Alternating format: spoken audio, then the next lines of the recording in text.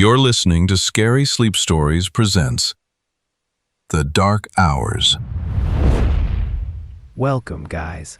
I know a lot of you use these stories to fall asleep, so before you drift off, like the video, subscribe if you're new, and comment what time it is right now. Let's see who's still awake and who's not alone tonight. Let's begin. Story 1. The Pharaoh's Whispers.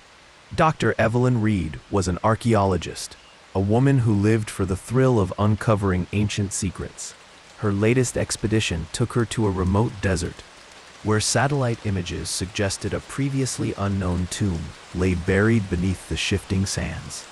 It was a place untouched by time, far from any modern cities, promising discoveries that could rewrite history. After weeks of grueling work under the scorching sun, her team finally breached the entrance. A narrow passage, choked with centuries of dust, led down into the earth. The air inside was still and cold, smelling of ancient stone and something faintly sweet, like dried spices and old cloth. Evelyn, leading the way, felt a shiver of excitement. This was history, untouched. They moved deeper, carefully lighting their path with electric lamps. Hieroglyphs covered the walls, telling stories of a forgotten pharaoh, a king who sought eternal rest undisturbed. They found chambers filled with beautiful artifacts, golden statues, clay jars, intricate carvings. Everything was perfectly preserved, waiting for them. In the final chamber, they found it. A massive stone sarcophagus sealed tight. This was the pharaoh's resting place. The air around it was intensely cold, and a strange humming seemed to fill the chamber, barely audible, vibrating through the very stone. Evelyn felt a powerful pull towards it, an urge to uncover its secrets. Against her team's warnings, she insisted they open it. After hours of careful work, the heavy stone lid groaned and slowly slid open. Inside, wrapped in linen bandages, lay the mummy of the pharaoh. Its face was peaceful, eyes closed, hands crossed over its chest. But the humming grew louder, filling the chamber, pressing in on their minds. As they stared, a faint whisper seemed to rise from the mummy itself, a dry, ancient sound, like brittle paper rustling. It was too soft to understand, but it was there, just at the edge of hearing, seeming to come from many voices at once. Evelyn felt a profound sense of awe, mixed with a creeping dread. That night, back at their desert camp, the whispers from the mummy began, not from the tomb, but from the mummy itself, which they had carefully moved to a secure tent for study. Evelyn lay in her cot, trying to sleep, but the whispers filled her tent, her head. They were clearer now, distinct, yet still unintelligible, sounding like countless voices speaking in an ancient, forgotten tongue. She tried to rationalize it. The dry air, exhaustion, the thrill of discovery. But the whispers continued, growing louder, more urgent. And sometimes they were mixed with other sounds, a faint scratching, like dried nails scraping against rough linen. A soft, wet slurp, like something drinking slowly.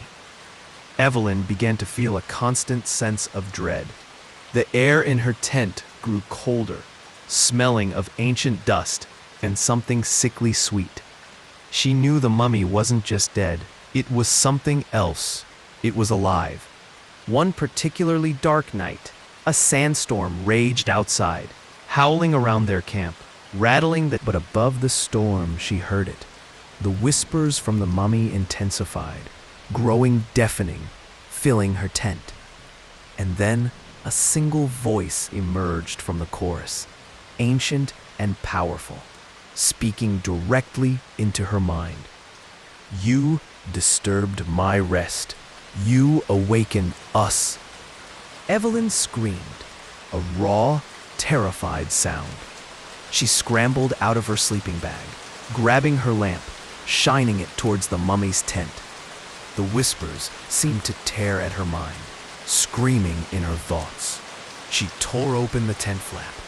The mummy lay on its table, perfectly still, but around it, the air shimmered with a faint, sickly green glow, and from its ancient bandages, countless small, thin shadows writhed and twisted. The shadows stretched toward her like miniature snakes, glowing with an eerie green light and dripping dark, viscous liquid that steamed on the cold table. As Evelyn watched in horror, the mummy's mouth slowly opened, the ancient linen tearing to reveal a black void. From that darkness poured forth the whispers, now deafening with rage and sorrow, followed by a terrible wet gurgling like something enormous struggling to breathe. Evelyn dropped her lamp and fled into the raging sandstorm, running blindly until she collapsed from exhaustion days later. When rescuers found her, her entire team and all artifacts had vanished without trace. She never spoke of what happened, but abandoned archaeology completely. Now Evelyn avoids deserts and silence, but sometimes when the wind howls at night, she hears the faint humming from beneath her floorboards. Sometimes she feels the brush of ancient linen against her skin in the dark. She knows with chilling certainty the mummy isn't dead. It's a vast living entity that's always whispering, always calling. One day, she fears the humming will grow too loud to resist, and the ancient dust will pull her down to join the chorus of voices in the pharaoh's eternal rest. Story 2. The Mountain's Hunger. Jacob was a prospector, a man who sought his fortune in the earth. He spent his life exploring old, abandoned gold mines, hoping to find a hidden vein. His latest journey took him to a remote mountain range, known for its old mining history and deep, silent valleys. He found a small, unmarked mine entrance, long forgotten, its wooden supports rotting away. It smelled of damp rock and rich earth. He set up a small camp outside, just him and his tools, ready to explore. The mountain was vast and quiet. But as the deep quiet of night settled, Jacob heard a sound from the mine entrance. A low, rhythmic thump-thump coming from deep within the earth. It wasn't the sound of falling rock or dripping water. It was too regular, too heavy, like something vast moving slowly, deliberately, far below. Jacob frowned. The mine had been abandoned for almost a century. There should be nothing moving inside. He told himself it was just echoes or the mountain settling. He tried to go back to sleep, but the thump-thump repeated, stronger this time, closer and more insistent. It seemed to vibrate through the ground, through his sleeping bag, through his very bones. And sometimes it was mixed with a faint, wet, slithering sound, like something immense, dragging itself over slick rock. Jacob felt a cold dread begin to creep into his heart. He knew he should leave, but the promise of gold, of a hidden fortune, kept him there. He was a practical man, not one for ghost stories. The next morning, the sounds were gone. He packed his camp, trying to shake off the unease. He approached the mine entrance again, his headlamp cutting through the darkness. He walked deeper, following the old rail tracks, listening for any sound. The thump-thump returned, faint at first, then growing louder, always just ahead of him. He also noticed something new, a thin, glistening slime on the old rail tracks, dark and viscous, stretching deeper into the mine. It smelled faintly of damp rock and something sickly sweet, like raw meat. He followed the slime, the thump-thump growing louder, the slithering clearer. He moved through vast, dark tunnels, his headlamp beam barely touching the high ceilings. The air grew intensely cold, and the smell of the slime grew stronger, making his stomach churn. He felt a constant sense of immense pressure from the rock walls, as if the mountain itself was pressing in on him. He came to a huge, open chamber, deep within the mountain. His headlamp beam flickered, then died, plunging him into absolute darkness. The thump-thump became deafening, vibrating through the entire chamber, shaking the very earth. It was no longer just a sound. It was a rhythmic pulse, a slow, immense heartbeat. Then, from the absolute darkness of the chamber, a faint, sickly green glow began to pulse from the walls themselves, from the very rock. It grew stronger, lighting up the vast space. And in the center of the chamber, where the glow was brightest, he saw it. It was a huge, shapeless mass, darker than the darkness around it, yet shimmering with the green light. It pulsed with a thump-thump, swaying slowly, like something immense and soft, filling most of the chamber, and from its surface, countless pale, fleshy roots writhed and twisted, slowly rising from the floor, stretching out, reaching towards him. They dripped with that dark, viscous slime, which steamed faintly on the cold rock. Jacob screamed, a raw, terrifying sound swallowed by the deafening thump-thump. He turned and ran, scrambling blindly through the absolute darkness, crashing into tunnel walls, falling over unseen rocks.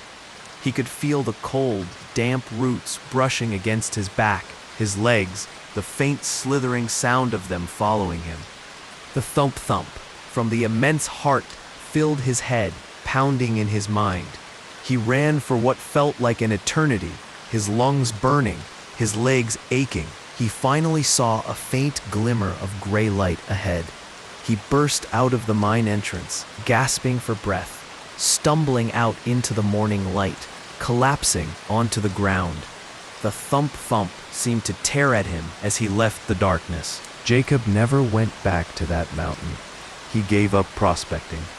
He lives in a small house now, always keeping the lights on, always surrounded by noise. But sometimes, when the rain falls and the night is quiet, he hears it, a faint thump-thump, deep and vibrating, coming from under his floorboards. And sometimes he feels it, a cold, soft brush, like a slimy root against his ankle in the darkness. And he knows with a bone-chilling certainty that the mountain isn't just a mountain. It's a vast, living thing. And the mine isn't just a mine. It's its mouth. And it's always hungry, always consuming, always waiting for someone new to pull down into its depths. And one day, Jacob fears, the thump-thump will become too loud to resist, and the roots will find their way out, and he will finally become part of the mass that waits in the darkness, forever trapped in the mountain's eternal hunger. Story 3. The Haunted Theater's Echo. Eleanor was a theater historian, fascinated by the stories behind old plays and the stages they were performed on. Her latest project took her to an abandoned opera house, rumored to be haunted by the spirits of its past actors. It was a grand old building, its red velvet seats dusty, its golden trim tarnished, and a heavy silence filling the air. She arrived early one morning, before the city truly woke up. Hoping to catch the eerie light, she slipped through a broken side door and stepped inside. The air was cold, damp, and smelled strongly of old wood, dust, and something sweet, like old stage makeup and faded flowers. The main stage was dark, empty, a vast space where countless stories had been told. As she walked onto the stage, her footsteps echoing loudly, she heard a faint sound. A soft, rhythmic tap-tap, like light footsteps dancing on the old wooden floorboards. She frowned. There was no one else in the building. She told herself it was just the building settling, or the wind playing tricks. She moved through the backstage areas, past piles of dusty old props and costumes. The tap-tat grew louder, more distinct. seemingly coming from the stage itself. She found an old wardrobe filled with clothes from 100 years ago. As she opened it, she heard a faint whisper, like dry leaves rustling, coming from inside the clothes. It was too soft to understand, but it was there. Eleanor felt a chill. She knew she should leave, but the thrill of discovery, the history held within these old objects, kept her there. She was a scholar, not one for ghost stories. She returned to the main stage. The tap-tap was constant now, rhythmic and persistent, almost like someone was practicing a dance. She also noticed something new. A faint, cool draft of air, smelling of stale perfume and sweat, coming from the very center of the stage. She knelt down, shining her flashlight onto the floorboards. There in the dim light, she saw them. Faint, almost invisible scuff marks on the dusty wood, perfectly circular, as if made by old dancing shoes. And around the scuff marks, tiny, glittering specks like dried glitter or old stage makeup. They formed a faint, shimmering outline of a single, human-sized figure. Eleanor felt a profound sense of dread. This wasn't just an old building. It was haunted. And the stage wasn't empty. It was occupied.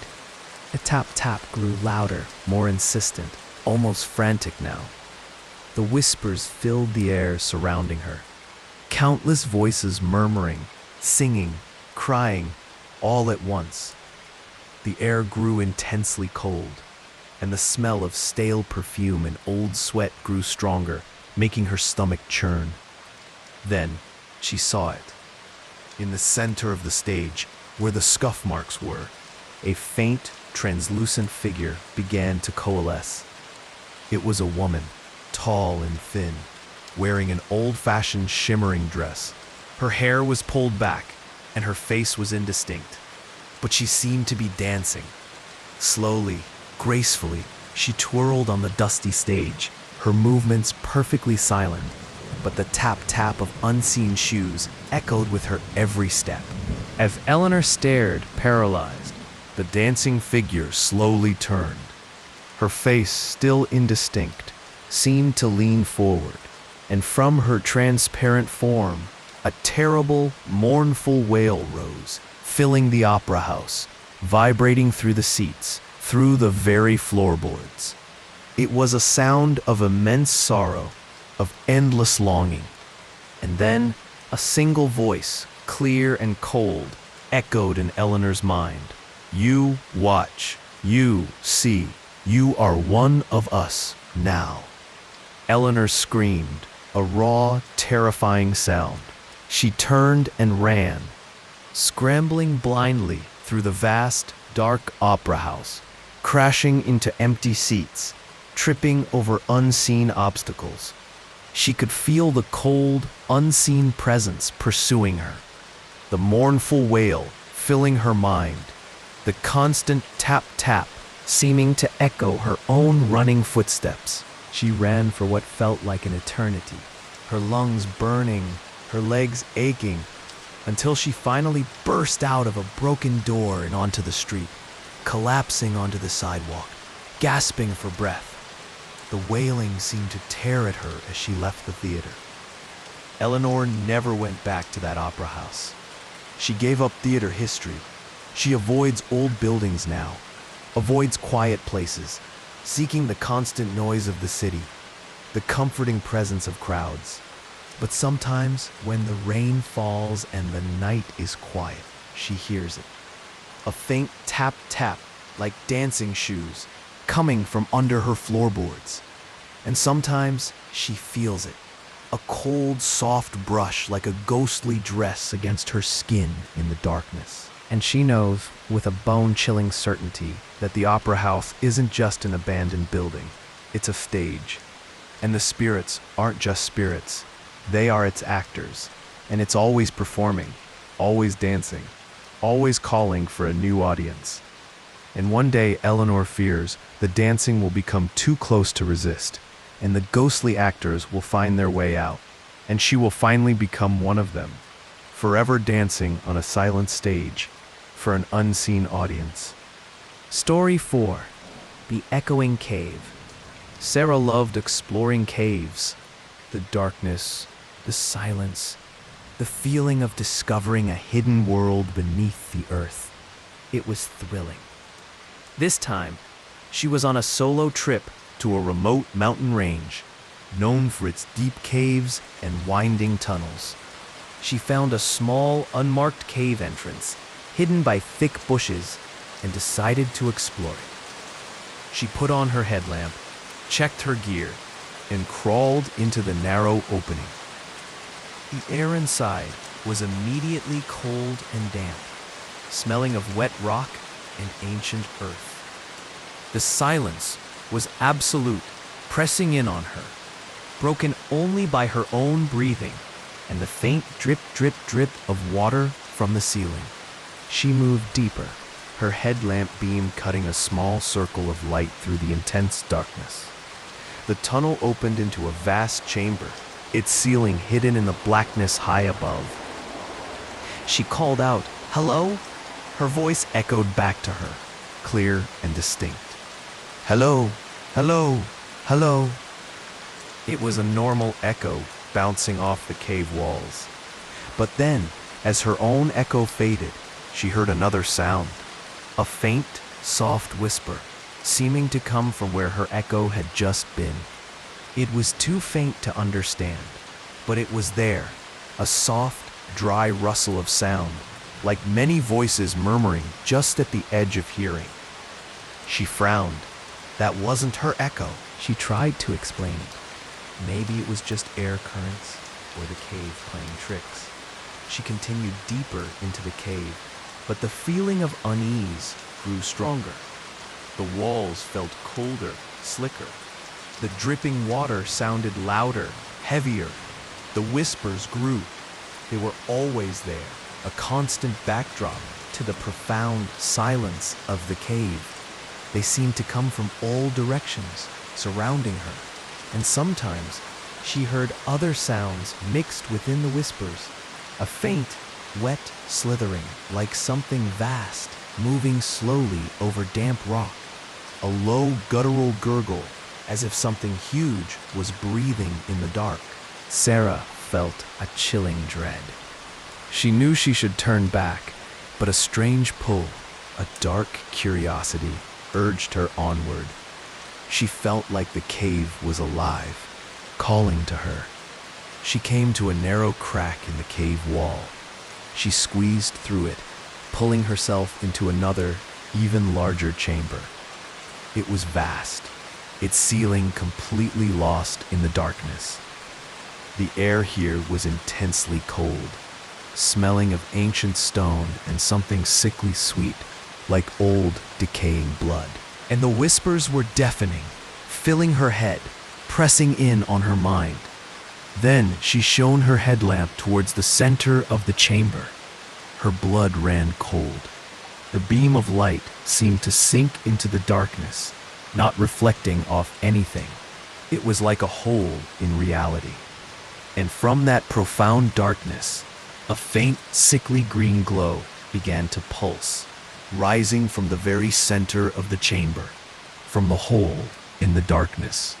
As she stared, paralyzed, the green glow grew stronger, lighting up the vast chamber. And in the center of the chamber, where the glow was brightest, she saw it.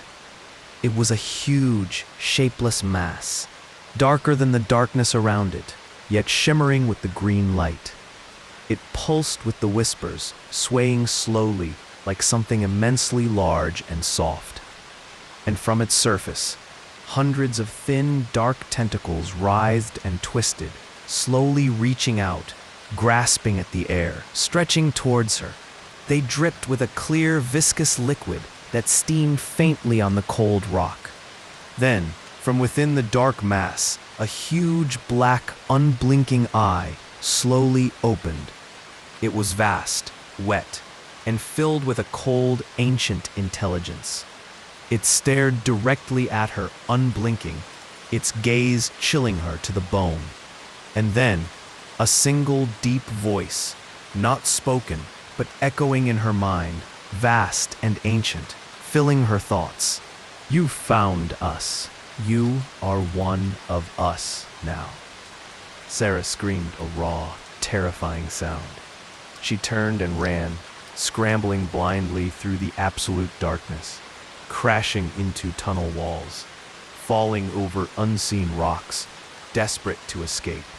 She could feel the cold, damp tentacles brushing against her back, her legs, the faint slithering sound of them following her. The whispers from the walls grew frantic, desperate. She ran for what felt like an eternity, the terrifying voice pounding in her head, the whispers screaming in her mind until she finally saw a faint glimmer of gray light ahead. She burst out. Sarah never went back to that mountain. She avoids dark, confined spaces now, especially caves.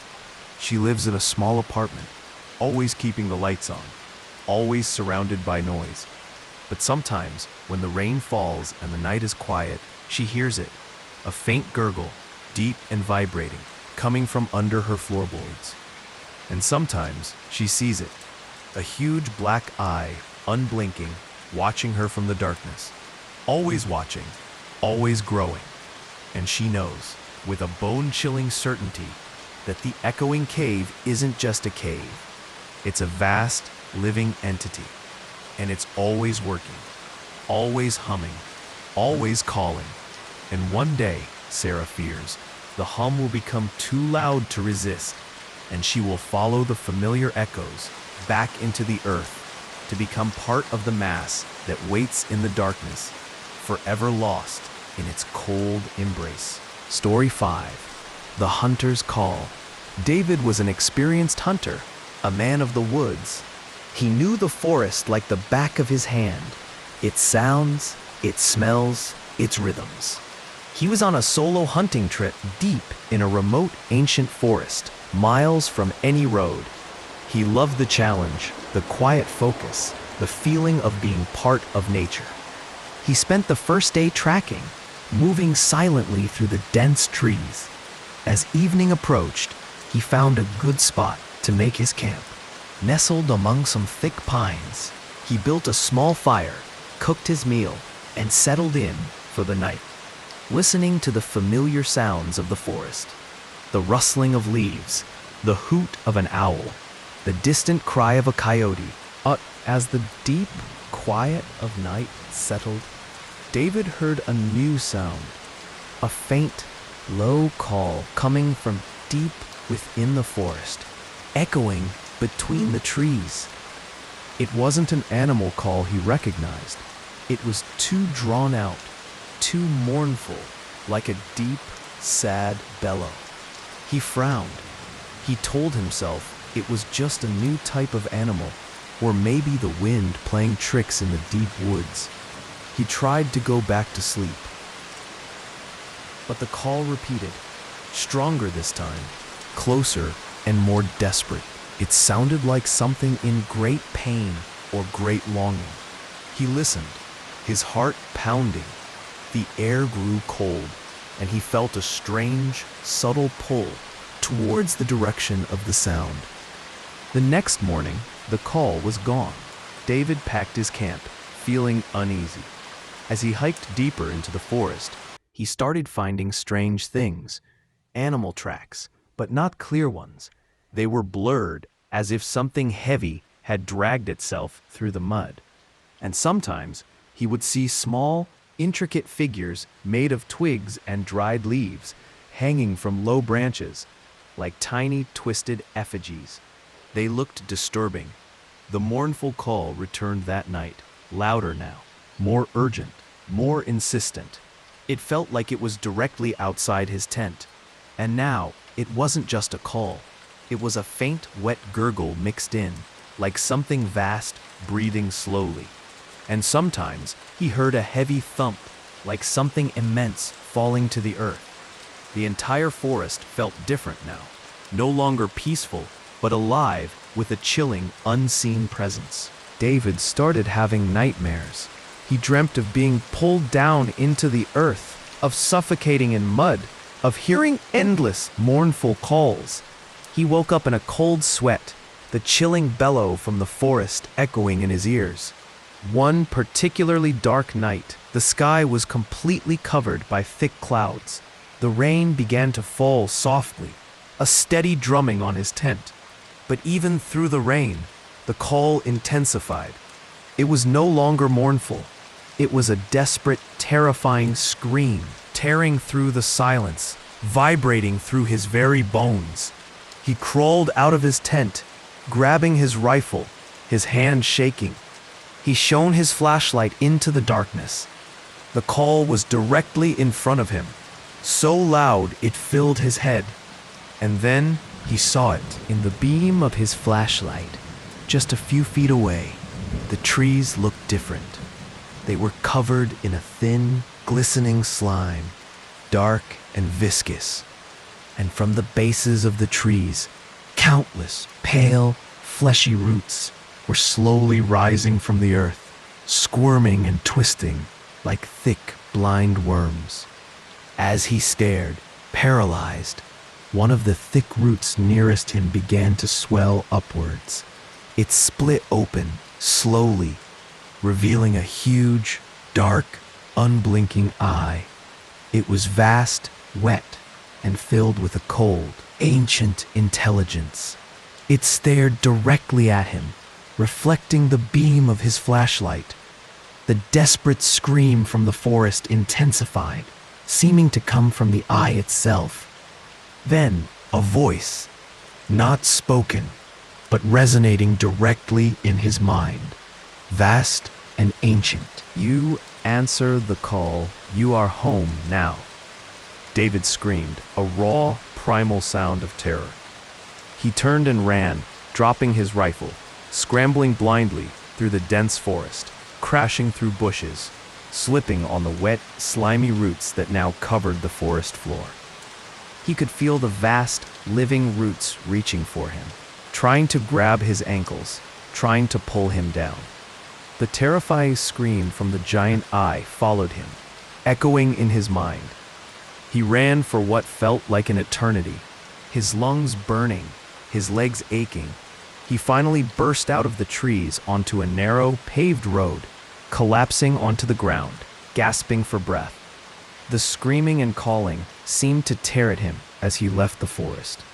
David never went hunting again.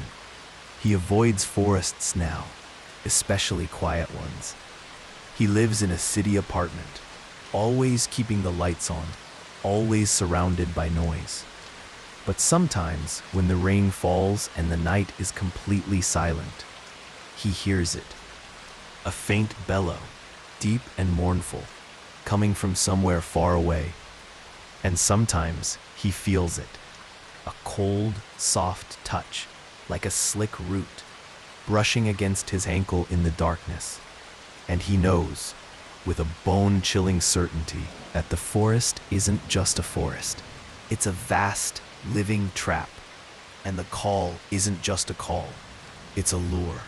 And it's always waiting, always calling, always looking for someone new to pull down into its depths. And one day, he fears, the call will become too loud to resist, and the ground beneath his own home will begin to pull him down into the endless dark embrace of the ancient forest. You've been listening to Scary Sleep Stories. May your dreams be calm and your night undisturbed.